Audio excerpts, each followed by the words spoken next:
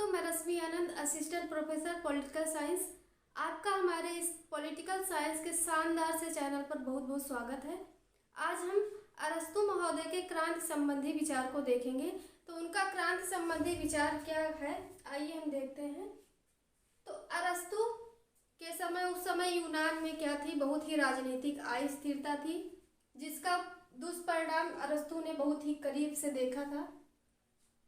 तो उसका क्या उन्होंने निष्कर्ष निकाला कि क्रांतियां क्यों होती हैं, जो राजनीतिक अस्थिरता है उसी के कारण, उथल पुथल जो व्यवस्था थी इस समय, उसी के कारण क्या होता है, क्रांतियां जन्म लेती हैं। तो उसका क्रांतियों का कारण क्या है, निवारण क्या है, तो उसका विस्तार इन्होंने पॉलिटिक्स, जो इनकी पॉलिटिक्स है, पॉलिटिक्स के 5वें भाग में किया है कि क्रांति कैसे होती है, किस कारण से होती है और उसका निवारण कैसे किया जाए। तो अपनी पॉलिटिक्स के 5वें भाग में इसका विस्तार से वर्णन अरस्तु ने किया है। अब इसके ऐतिहासिक अध्ययन और पर्यवेक्षण के आधार पर ही इन्होंने क्रांति संबंधी विचार दिया है, क्योंकि इन्होंने 158 देशों के संविधान का अध्ययन करके बहुत ही परिपक्व बुद्धिमत्ता के आधार पर अपने विचार दिए। ठीक, तो क्रांति का अर्थ क्या है अरस्तु के अनुसार, तो संविधान में परिवर्तन को ही क्रांति का अर्थ मानते हैं।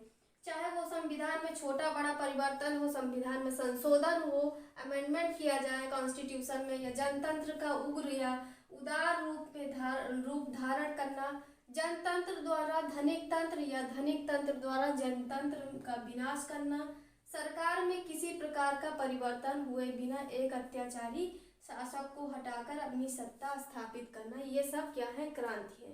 अब ये सब क्रांति क्या है, किसके अंतर्गत आती है, संविधान में परिवर्तन के अंतर्गत आती है।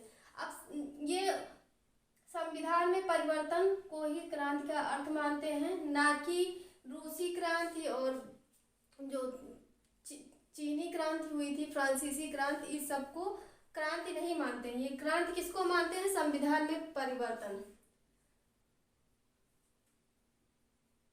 तो संविधान में परिवर्तन संविधान में चाहे छोटा बड़ा परिवर्तन हो, संविधान में संशोधन किया जाए, जनतंत्र का उग्र या उदार रूप धारण करना, जनतंत्र द्वारा धनिक तंत्र या धनिक तंत्र द्वारा जनतंत्र का रूप धारण करना, या जनतंत्र द्वारा का विनाश।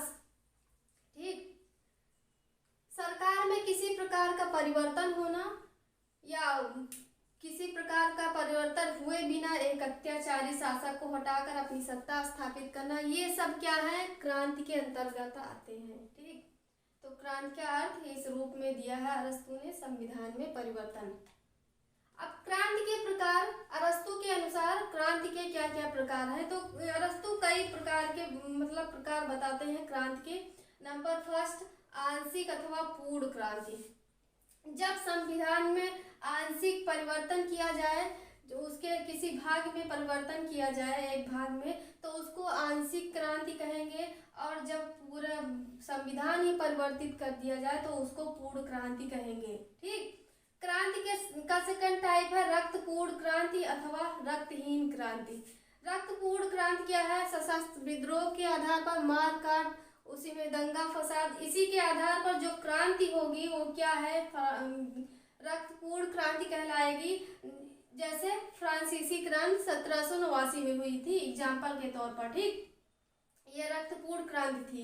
रक्तहीन क्रांति क्या है, इसमें ये सशस्त्र विद्रोह ये सब का उपयोग न करके शांतिपूर्ण ढंग से क्रांति की जाती है। जैसे इंग्लैंड की क्रांति जो 1688 में हुई थी, इंग्लैंड की गौरवपूर्ण क्रांति।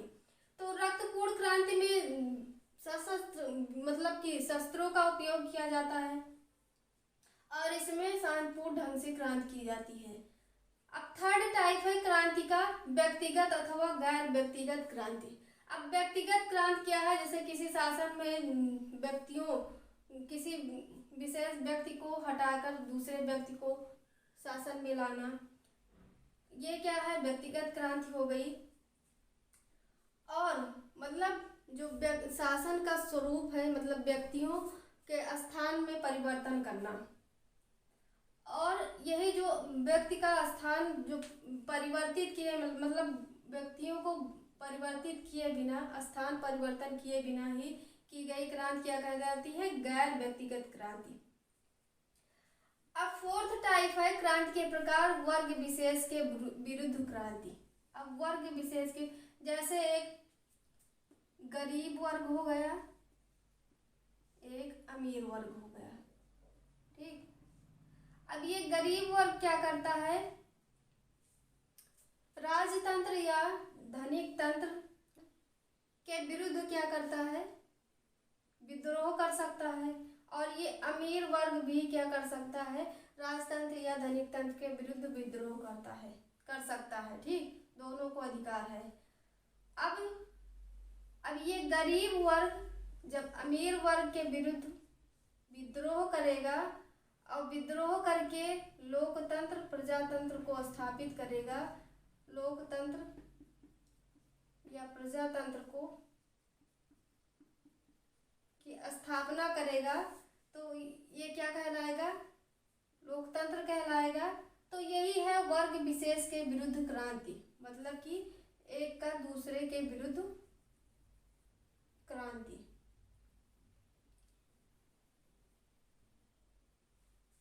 वाग्वीरों की क्रांति क्या है? जैसे बहुत ही करिश्माई नेता क्या बहुत बहुत बड़े बड़े वादे करते हैं, नारे देते हैं, तो वो आप लुभावने भाषण देते हैं कि हम ऐसा करा देंगे, वैसा करा देंगे। तो ये वाग्वीरों की क्रांति हो गई कि अपने भाषणों के माध्यम से लुभावने भाषण देते हैं, वादा करते हैं, मतलब कि नारे देते हैं। तो उस जो वो क्रांति होगी वो क्या कहलाएगी? वाग्वीरों की क्रांति होगी, ठीक। तो ये क्रांति के प्रकार हमने देखा, आंशिक या पूर्ण क्रांति, रक्तपूर्ण क्रांति, रक्तहीन क्रांति, और व्यक्तिगत अथवा गैर व्यक्तिगत क्रांति, वर्ग विशेष के विरुद्ध क्रांति और वाग्वीरों के विरुद्ध क्रांति। 5 टाइप हमने देखे, 5 टाइप्स।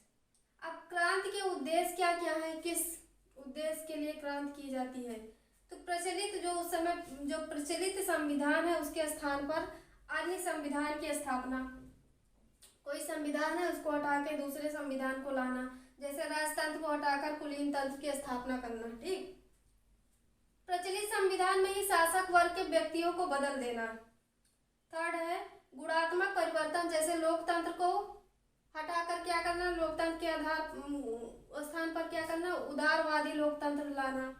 संविधान के रहते हुए भी क्या करना? किसी नए पद की स्थापना करना, जैसे पुराने पद को समाप्त कर नया पद लाना। अब क्रांति के क्या क्या कारण हैं? इसमें क्रांति को 3 भागों में विभाजित किया गया है। फर्स्ट है सामान्य कारण, सेकंड है विशेष कारण, और थर्ड है विभिन्न राज्यों या शासन प्रणालियों में क्रांति के विशेष कारण। फर्स्ट टाइप है सामान्य कारण, सेकंड विशेष कारण, और थर्ड क्या है? विभिन्न राज्यों या शासन प्रणालियों में क्रांति के विशेष कारण। मतलब क्रांति के क्या क्या कारण होते हैं विशेष राज्यों शासन प्रणालियों में। तो फर्स्ट टाइप हम देखते हैं सामान्य कारण।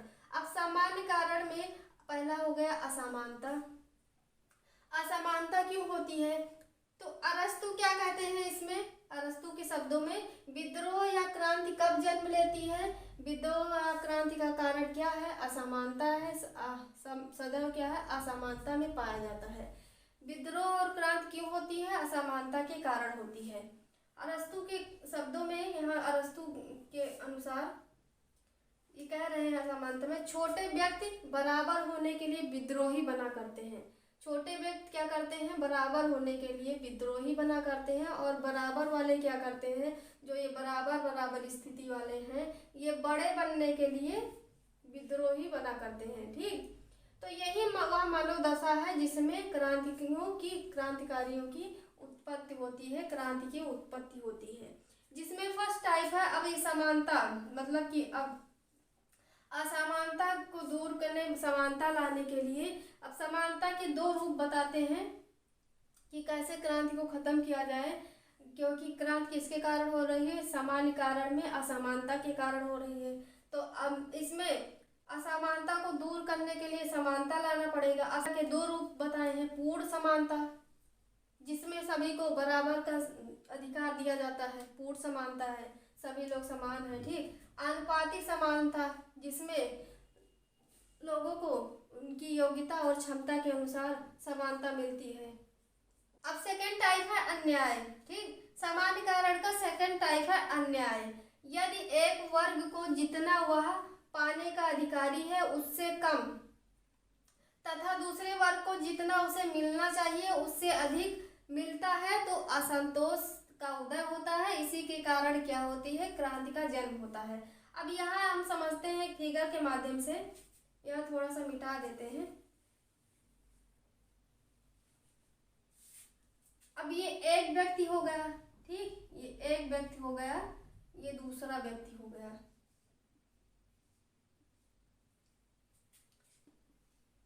काम करने का 100 रुपये है मजदूरी।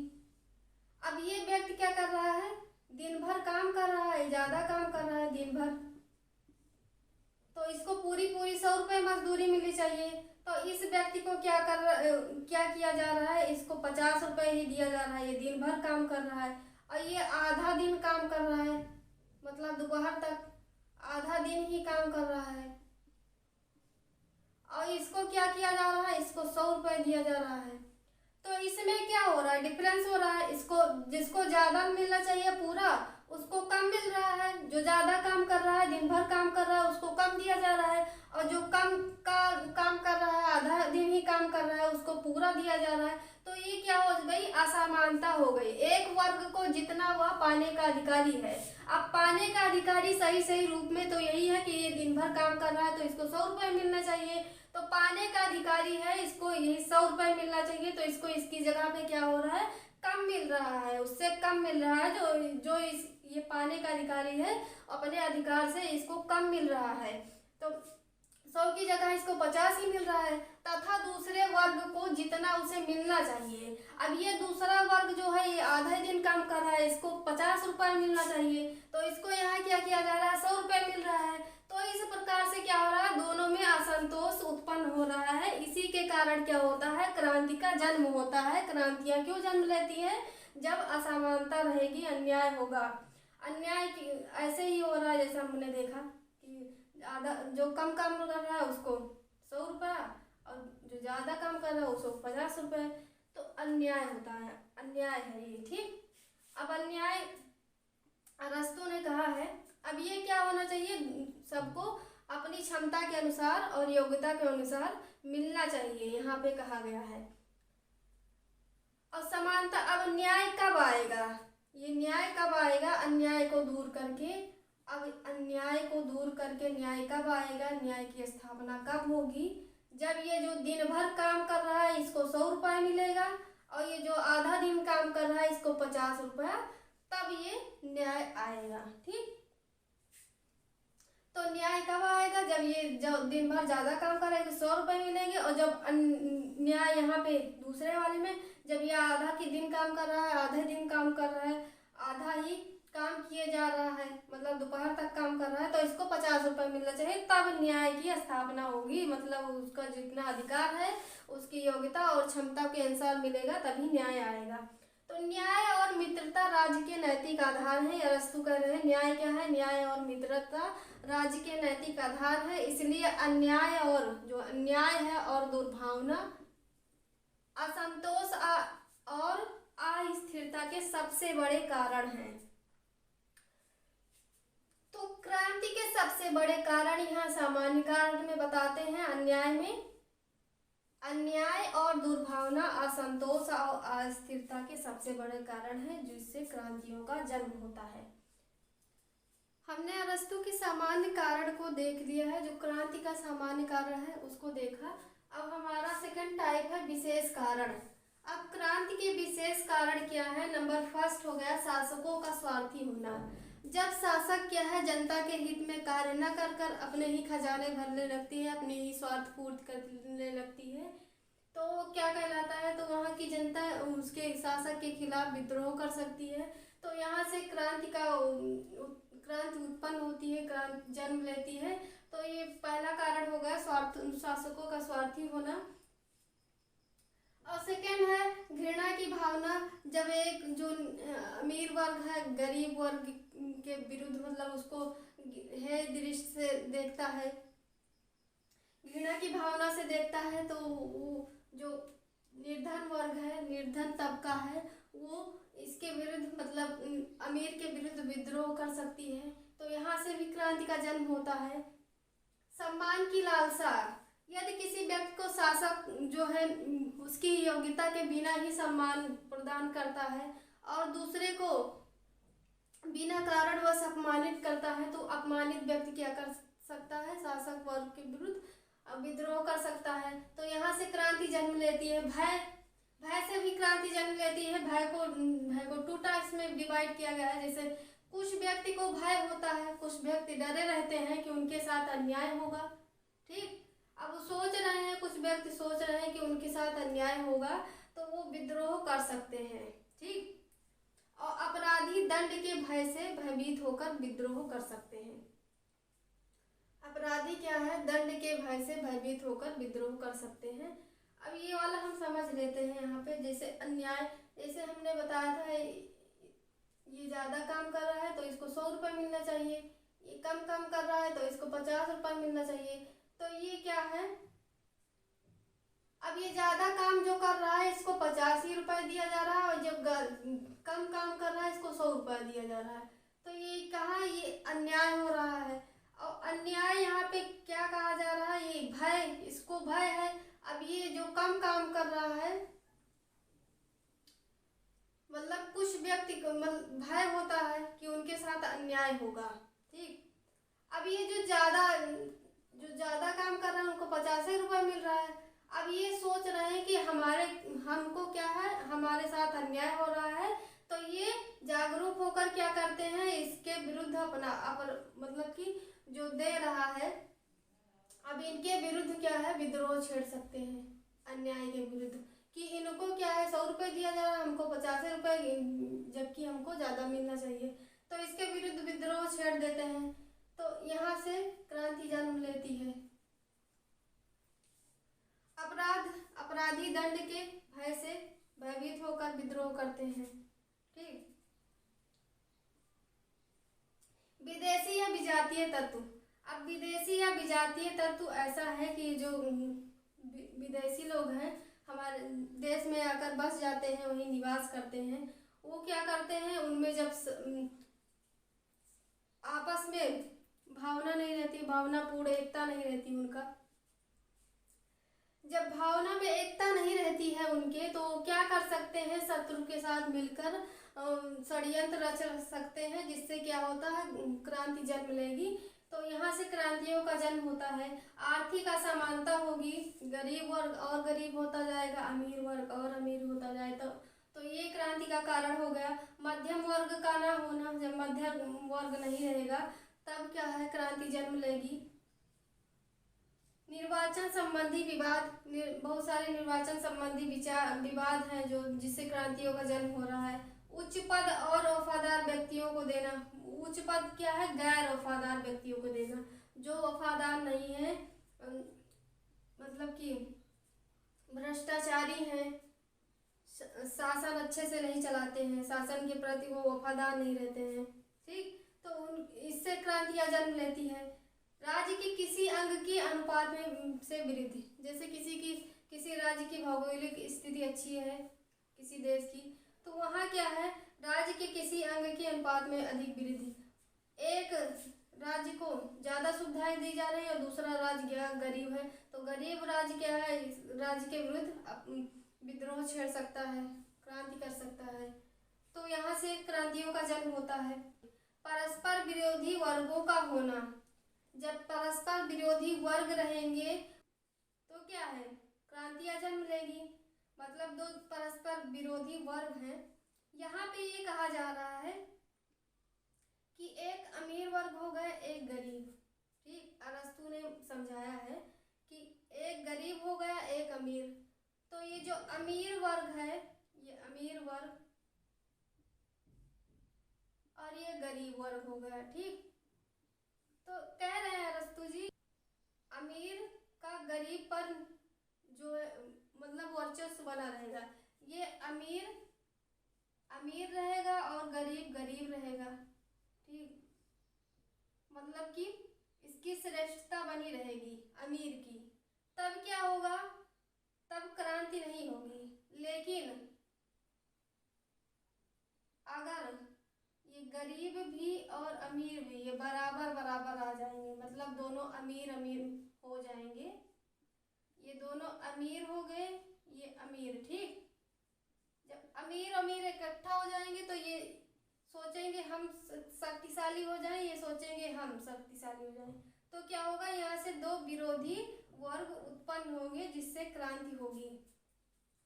तो हमें लगता है ये आप समझ गए होंगे फिगर के माध्यम से। शक्ति शक्ति नेक्स्ट टाइप है, विशेष कारण है।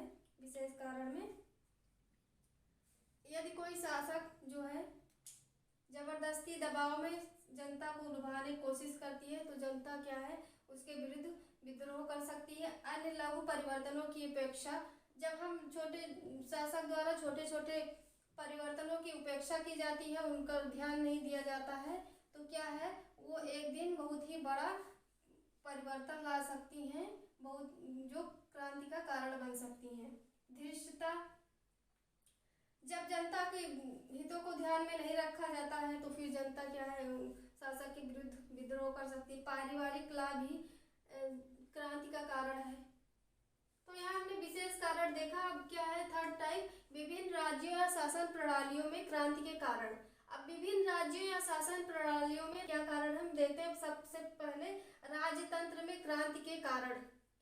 अब राजतंत्र में एक व्यक्ति का शासन होता है और जनता के हित में कार्य करता है, तो इसमें सबसे पहले क्या कारण है कि जिससे क्रांतियां होती है, आंतरिक विद्रोह के कारण। आंतरिक कला होती है, आंतरिक विद्रोह होता है, उसके कारण क्रांति जन्म लेती है।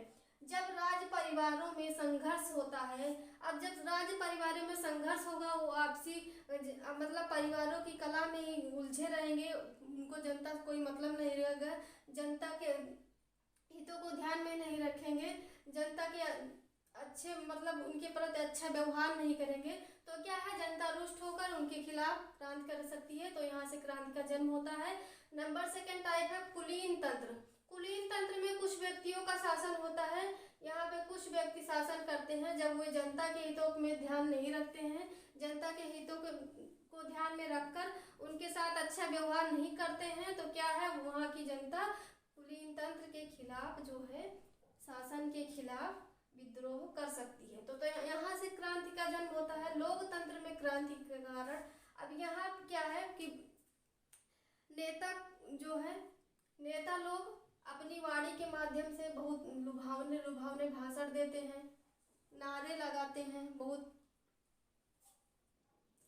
जनता को आकर्षित करने का काम करते हैं, जनता को वादे बहुत सारे देते हैं कि हम ऐसा करेंगे वैसा करेंगे शासन में आने के बाद। लेकिन क्या होता है, वो कुछ भी नहीं करते हैं, तो जनता क्या है, रुष्ट होकर उनके खिलाफ विद्रोह कर सकती है। इससे क्रांति का जन्म होता है,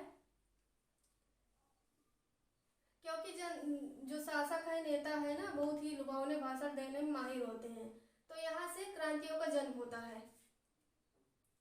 अब निरंकुश तंत्र में क्रांति का कारण क्या है, अभद्र व्यवहार है। जो शासक है यहाँ पे वो अभद्र व्यवहार करता है जनता से, वो अपनी मनमानी करता है। निरंकुश तंत्र मतलब वो अपने ही नियम कानून बनाता है, जनता को हितों को ध्यान में नहीं रखता है, उनके साथ अच्छा व्यवहार नहीं करता है, तो जनता क्या है, रुष्ट होकर उनके खिलाफ विद्रोह कर सकती है। तो यहाँ से क्रांति का जन्म होता है। तो राजतंत्र में क्रांति के कारण आंतरिक विद्रोह होगा। कुलीन तंत्र में हमने देखा लोकतंत्र, निरंकुश तंत्र।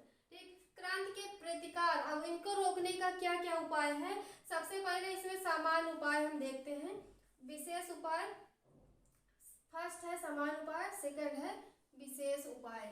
ठीक, विशेष उपाय। अब सामान्य उपाय में क्या है, शासक और शासित में सद्भावनापूर्ण संबंध होगा। जब शासक और शासित में सद्भावनापूर्ण अच्छा संबंध होगा तो क्या होगा, क्रांतियां जन्म नहीं लेंगी। नागरिकों को संविधान की भावना के अनुरूप शिक्षित करना, जब नागरिक के संविधान में आस्था होगी तो क्या होगा, वहाँ की जनता शिक्षित होगी तो सब प्रकार की व्यवस्थाएं अच्छी होंगी। तो इससे क्रांति को रोका जा सकेगा। कानून का पालन, जब कानून का पालन होगा तो फिर क्रांतियां नहीं होगी। राजनीतिक सत्ता पर एकाधिकार नहीं होगा तो फिर भी क्रांतियां नहीं होंगी। जब सत्ता पर एकाधिकार हो जाएगा तो इससे क्या होगा, वो सत्ता पर जो एकाधिकार का वो निरंकुश हो सकता है, जिससे क्या होगा, शासन व्यवस्था बिगड़ जाएगी। तो राजनीतिक सत्ता पर एकाधिकार नहीं होना चाहिए, भ्रष्टाचार रहित शासन होना चाहिए और विभिन्न वर्गों में संतुलन होना चाहिए। ठीक, विभिन्न वर्गों में संतुलन किस प्रकार होगा, जब मध्यम वर्ग आएगा। विदेशियों की उच्च पदों पर नियुक्ति नहीं होनी चाहिए, विदेशियों की उच्च पदों पर नियुक्ति नहीं होनी चाहिए, क्योंकि अगर विदेशी को उच्च पदों पर नियुक्त कर दी जाएगी तो क्या करेगा, वो अपने देश के प्रति, मतलब जो विदेशी है वो जिस देश में काम कर रहा है वहाँ के हित में काम ना करके वो अपने देश के प्रति, अपने देश की संविधान में आस्था रखते हुए अपने देश के प्रति ही अच्छा कार्य करेगा। और जिस देश में वो काम कर रहा है, उस पद पर नियुक्त हुई है, उसके लाभ में काम नहीं करेगा। तो इस प्रकार से क्या है, वो उससे भी क्रांतियां हो सकती हैं। तो विदेशियों को उच्च पदों पर नियुक्त नहीं दी जानी चाहिए। बाहरी आक्रमण का भय खड़ा करना चाहिए। अब मोदी जी जो है, यानी यहाँ पे बहुत अच्छा यहाँ का उदाहरण है। जैसे मोदी जी क्या करते हैं, जब आंतरिक कलह होता है तो ये क्या करते हैं, बाहर जो बाहर की कंट्रीज है, जैसे पाकिस्तान की, इंडिया होगा, जब इसमें कोई आंतरिक कलह हो गया तो ये पाकिस्तान की इस ओर इशारा करते हैं, तो सारा ध्यान जनता का क्या हो जाता है, पाकिस्तान की तरफ चला जाता है और जो ये आंतरिक कलह है ये भूल जाते हैं जनता। तो ये क्या कर रहे हैं कि अगर क्रांति को रोकना है तो बाहरी आक्रमण का भय खड़ा करना चाहिए, कि बाहरी तरफ दूसरे देशों की तरफ ध्यान भटका देना चाहिए जनता का। मध्यम वर्ग की प्रधानता होनी चाहिए। ये अमीर वर्ग होगा, ये गरीब वर्ग हो गया। तो अमीर और गरीब में क्या है, संतुलन बनाने के लिए बीच का ये तीसरा वर्ग आएगा, इन दोनों के बीच का मध्यम वर्ग। जब मध्यम वर्ग आएगा तभी ये शासन व्यवस्था अच्छी होगी। ठीक, तब फिर क्रांति नहीं होगी। निर्धनों की को संतुष्ट रखना चाहिए। जब गरीब संतुष्ट होंगे तब भी क्रांति नहीं होगी, क्रांति को रोका जा सकेगा। संविधान के विरोधी लोगों पर निगरानी रखी जाएगी और उनको संविधान के अनुरूप आचरण करने के लिए विवश करना चाहिए। तो क्रांतियों को रोकने की हमने सामान्य उपाय देख लिए हैं। नाउ नेक्स्ट है हमारा प्रतिकार, जो क्रांति को रोकने का विशेष उपाय है उसको हम देखते हैं। तो प्रतिकार के विशेष उपाय क्या क्या है हम देखते हैं। प्रजातंत्र में क्या है, कैसे क्रांतियों को रोका जा सकता है। जनता की स्वतंत्रता के अधिकार पर आघात नहीं करना चाहिए, मतलब कि उनको कष्ट, जनता का जो स्वतंत्रता का अधिकार है उसको कोई भी नुकसान नहीं करना चाहिए, आघात नहीं पहुंचाना चाहिए। और समानता के सिद्धांत द्वारा जनता को एक सूत्र में बांधने का प्रयत्न करना चाहिए। ठीक, प्रजातंत्र में बहुमत शासन व्यवस्था कायम रखी जानी चाहिए।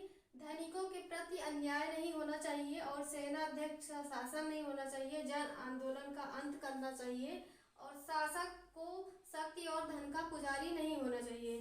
तो ये प्रजातंत्र में विशेष उपाय के अंतर्गत प्रजातंत्र में ये उपाय हैं जिससे क्या है, क्रांतियों को रोका जा सकता है। अब धनिक तंत्र में राज्य में बाह्य जो बाहरी या आंतरिक फूट है या विवाद नहीं होना चाहिए जिससे क्रांति को रोका जा सके।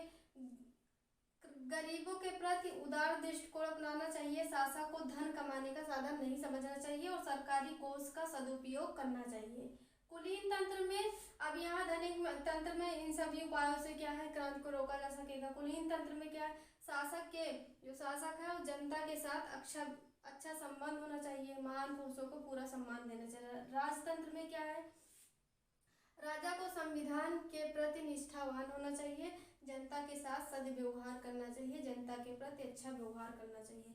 निरंकुश तंत्र या हातताई तंत्र में क्या है, शासक की तरह व्यवहार करना चाहिए, जनहित का ख्याल रखा जाना चाहिए, आचरण शुद्ध होना चाहिए और पक्षपात पूर्ण ढंग से जनता के साथ व्यवहार नहीं करना चाहिए, मतलब निष्पक्ष होना चाहिए, सार्वजनिक राजस्व का दुरुपयोग नहीं करना चाहिए, मतलब सदुपयोग करना चाहिए, और जनता को हित में ध्यान रखा जाना चाहिए। अब यहाँ पे तो इस निरंकुश तंत्र में ये बता रहे हैं कि इन माध्यम से क्या है, क्रांतियों को रोका जा सकेगा। लेकिन यहाँ क्या है, आलोचनाएं में अरस्तु क्या करते हैं, जो निरंकुश तंत्र है, आततायी तंत्र है, उसको सत्ता को सुरक्षित रखने का अधिकार देते हैं, मतलब उनको ऐसी शक्तियां प्रदान करते हैं जिससे वो उनका स्थायित्व बना रहे। तो यहाँ इनके निरंकुश तंत्र को बहुत सारी शक्तियां प्रदान करते हैं। आतताई जो निरंकुश तंत्र है उसको मतलब जासूस रखने का अधिकार देते हैं, विशेषकर जो स्त्रियां हैं उन जासूस होंगी। निरंतर आक्रामक नीति अपनाने का अधिकार देते हैं। राज्य की जनता को आक्रमण के भय से ग्रस्त रखा जाना चाहिए। यहाँ ये निरंकुश तंत्र को अधिकार दे रहे हैं। नागरिकों को नागरिकों का बौद्धिक जीवन है उसको नष्ट करना चाहिए। अपराधी को दंड तथा व्यक्तियों को सम्मान का पुरस्कार देना चाहिए। ठीक, नागरिकों का भौतिक कल्याण करना चाहिए। धार्मिक कार्यों के प्रति उत्साह, वासनाओं को नियंत्रण में रखना चाहिए। जो शासक अपने नियंत्रण में अपनी वासनाओं को रखे। तो यहाँ तो ये निरंकुश तंत्र को इतनी सारी शक्तियां दे रहे हैं जिससे वो और निरंकुश हो जा रहा है। तो एक तरफ ये बता रहे हैं कि इस तरीके से निरंकुश तंत्र जो है क्रांतिकारी मार्ग, मतलब क्रांति को रोका जा सकेगा इन सभी उपायों को अपनाकर। और यहाँ पे क्या है, आलोचक कह रहे हैं ये इतनी सारी शक्तियां दे रहे हैं निरंकुश तंत्र को, आततायी तंत्र को, तो ये क्या है, ये अनावश्यक और अवांछनीय है। एक तरफ क्या है, निरंकुश तंत्र को सबसे निकृष्ट शासन प्रणाली मान रहे हैं, लेकिन दूसरी तरफ अस्थायित्व प्रदान कर रहे हैं जिससे क्या है, जो अनावश्यक और अवांछनीय है। अरस्तु क्रांति को एक बुरी नज़र से देखते हैं। अरस्तु क्या करते हैं, क्रांति क्या है, अच्छी नहीं होती है, उसको एक बुरी नज़र से देखते हैं। और आलोचक कह रहे हैं कि क्रांति द्वारा सुधार व वांछनीय परिवर्तन लाया जा सकता है। ठीक, क्रांति का प्रयोग केवल संविधान और शासन प्रणाली में ही परिवर्तन के अर्थ में किया है अरस्तु ने, लेकिन क्या है, क्रांति का अर्थ व्यापक है, उसका विभिन्न क्षेत्रों में सुधार करने के लिए भी उपयोग किया जा सकता है। तो क्रांति का प्रयोग अरस्तु ने केवल संविधान और शासन प्रणाली में परिवर्तन के लिए ही किया है। अब इतना सारी आलोचना के बावजूद भी क्या है, अरस्तु की जो क्रांति का विवेचन है सुंदर, प्रामाणिक और विशद है। मैक्सी ने कहा है इस संबंध में कि राजनीतिक विज्ञान में क्रांति रूपी विष का प्रतिकार, जो क्रांति रूपी जहर है उसको खत्म करने के लिए, उसको रोकने के लिए, प्रतिकार करने के लिए इससे अधिक विश्वसनीय उपायों का निर्देश कहीं नहीं मिल सकता, मतलब निर्देश नहीं कर सकती।